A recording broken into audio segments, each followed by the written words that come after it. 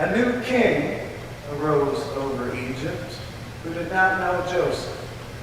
And he said to his people, "Look, the Israelite people are too numerous for us.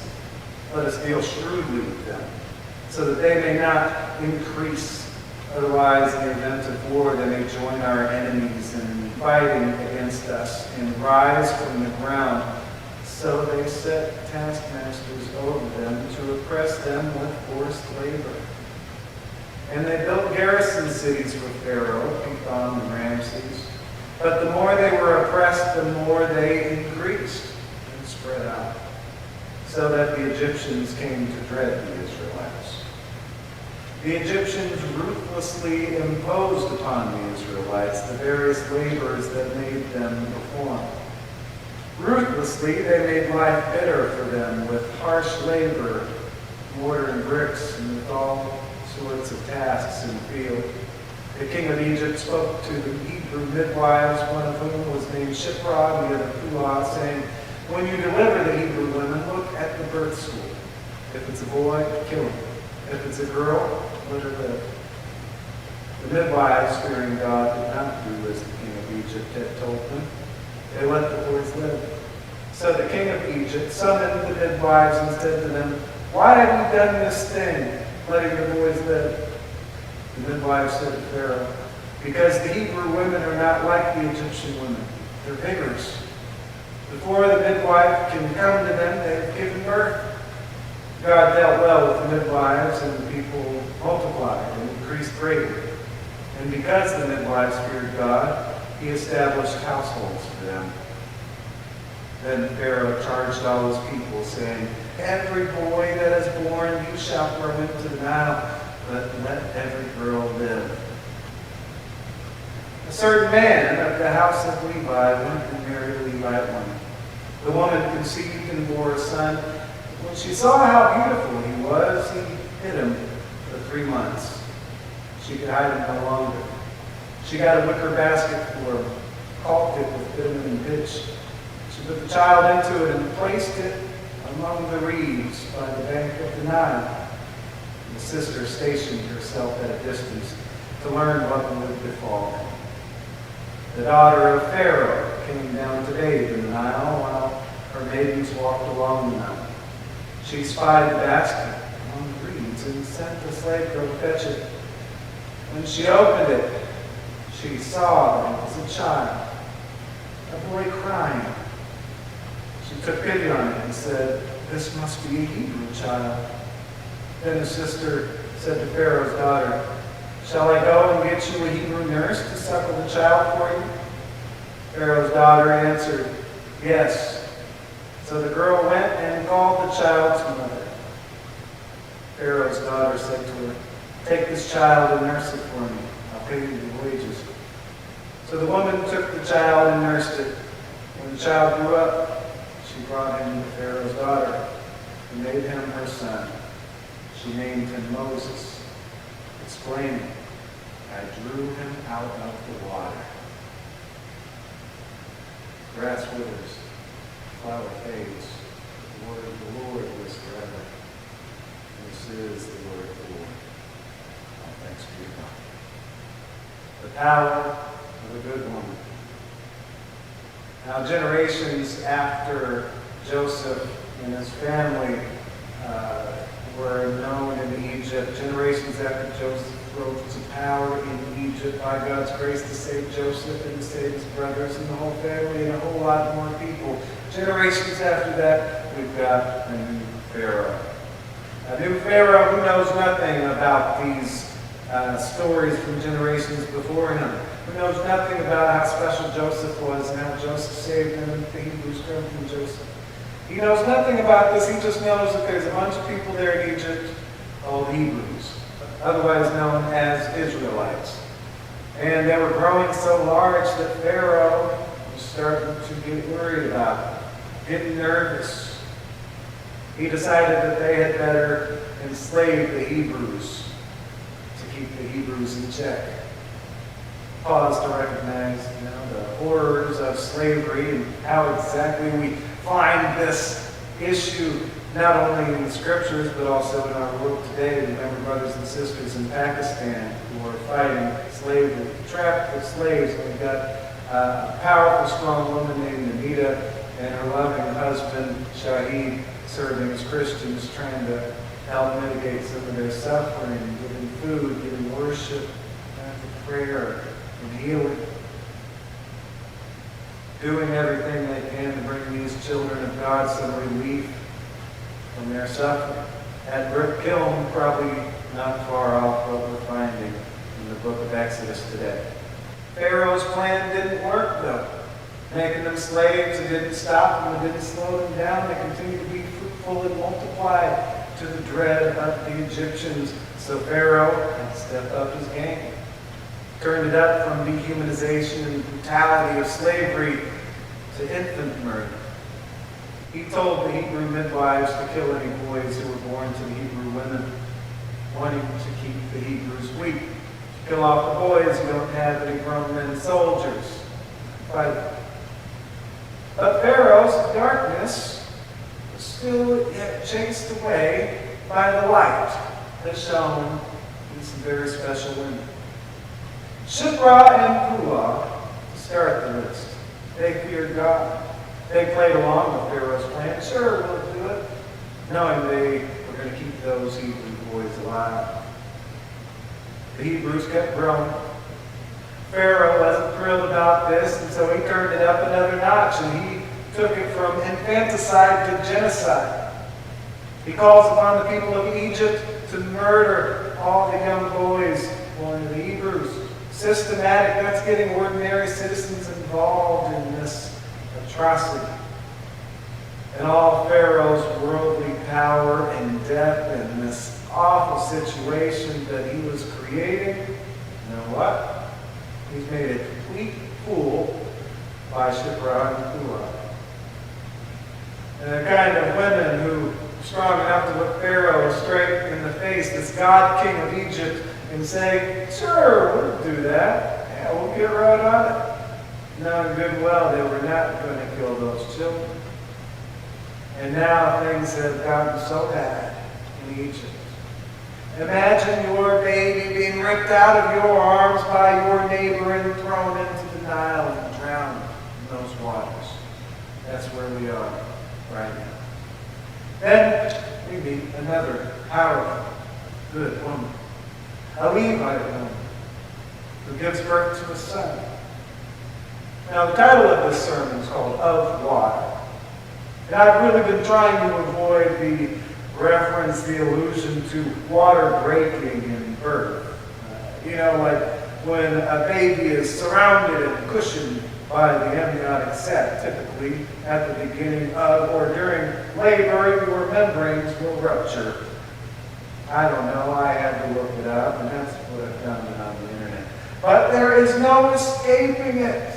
That's literally what's happening here. A boy is being born, and it changes everything. A Levite woman gives birth to a son of water in the midst of this horrific scene set around water. The child is born. The waters of the Nile River at this moment have been turned into a sign of darkness and death. That's not what those waters have always been about. That's what they're being turned into. Yet, that water will be turned back into a sign of light and life. Not only is Moses literally being born, but this powerful, good woman, now having gone through the extraordinary pain of childbirth herself, hides this baby boy until he becomes too big to hide any longer. God had given life, and this Levite woman wasn't going to give that up, even at the risk of her own life, even in the midst of this awful situation that was happening. What that meant she could run into herself, the kind of punishment. So she took her child. She must have been right nearby Pharaoh's palace because she found the perfect place to set her baby down in the waters and to float that basket across the waters. The same waters that had already taken so many lives. The waters of the Nile, they respond to God's wishes and her wishes, and they float that baby on over to Pharaoh's backyard, where his daughter finds him, floating on the Nile.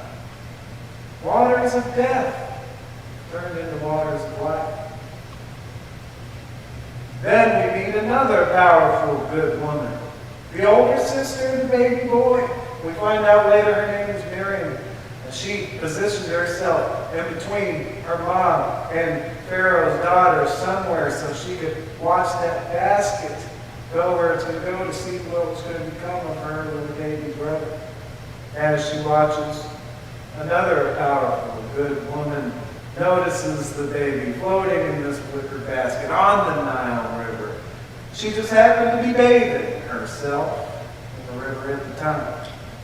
Now, I can't help but wonder if there are metaphorical implications to Pharaoh's daughter bathing. Like, was she bathing in the blood of those children who were being killed, bathing in the darkness of what the Nile had become under Pharaoh?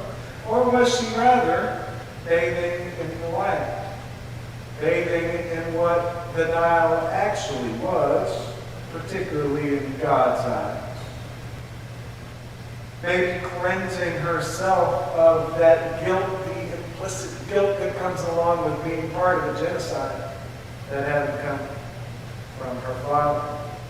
I like to think the latter. I like to think this was a true cleansing thing as she was bathing herself, and then considering as Pharaoh's daughter, she had no problem saving this Hebrew child.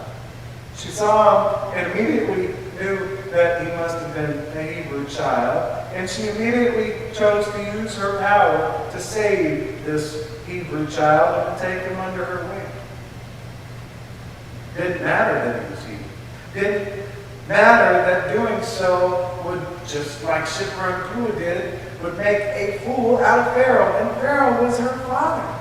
By some divine guidance, Miriam just happens to be there at the right place at the right time, as she attempted to be, and made herself very useful. She arranges for their mother to nurse the boy for Pharaoh's daughter. And when the time is right, the boy's mom returns him to Pharaoh's daughter, and they part ways.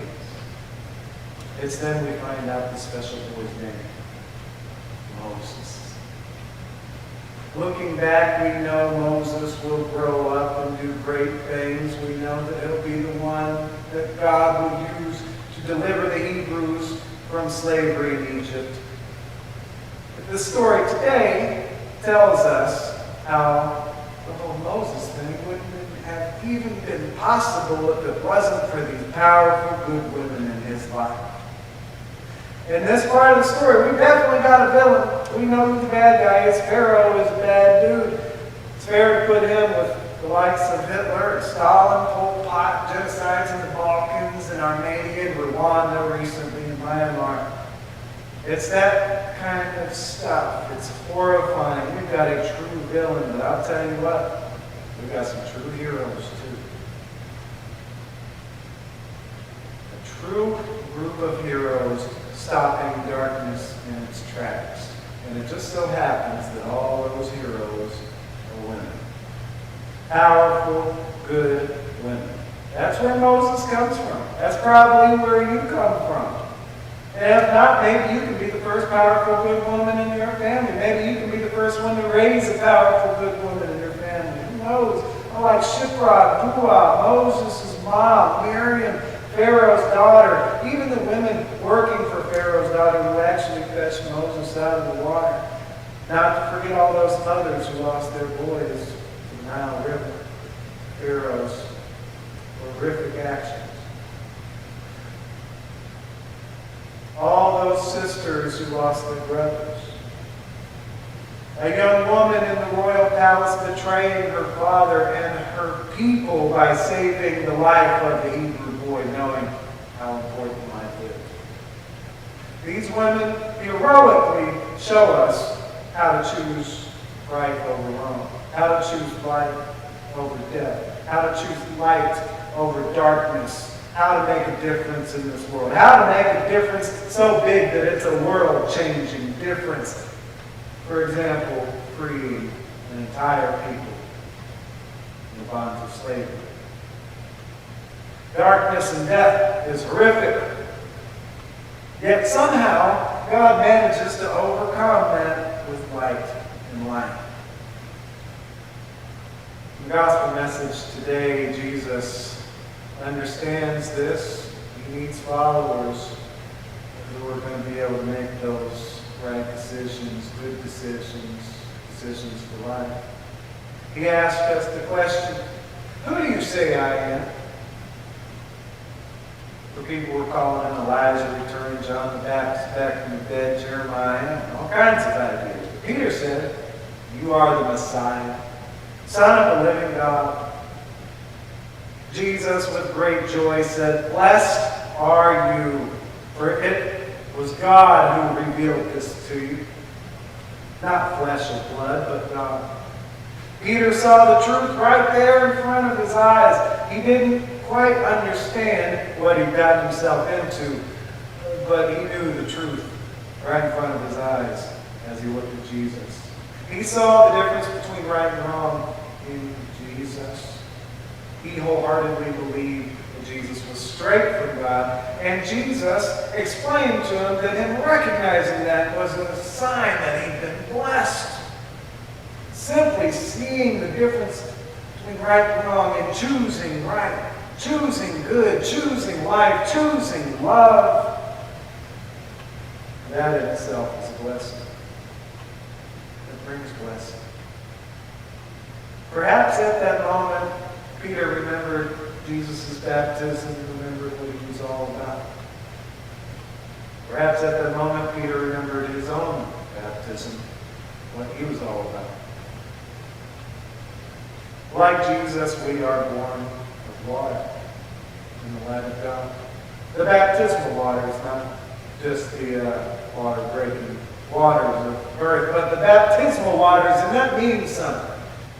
Water is about life.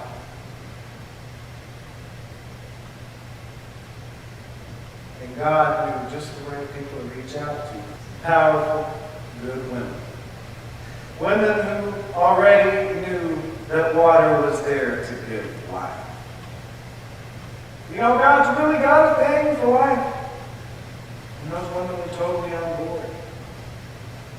I probably should have preached this on Mother's Day. You know, I'm a good son, and I'll probably forget to say anything about Mother's Day on Mother's Day. But I do know that I come from a powerful, good woman. I do know that I married a powerful, good woman.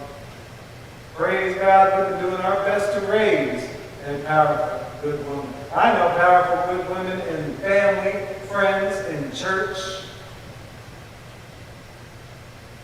And it's really good to see powerful, good women in the Bible, too.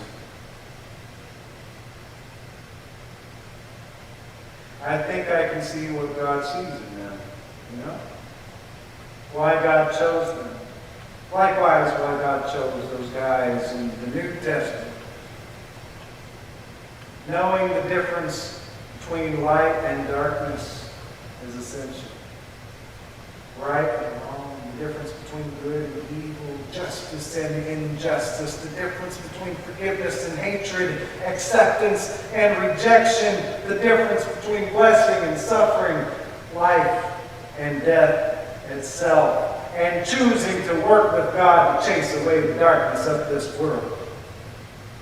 May we see as God sees the stuff around us and the people around us and the value of life. May we do as God calls us to do as people born of the waters of life.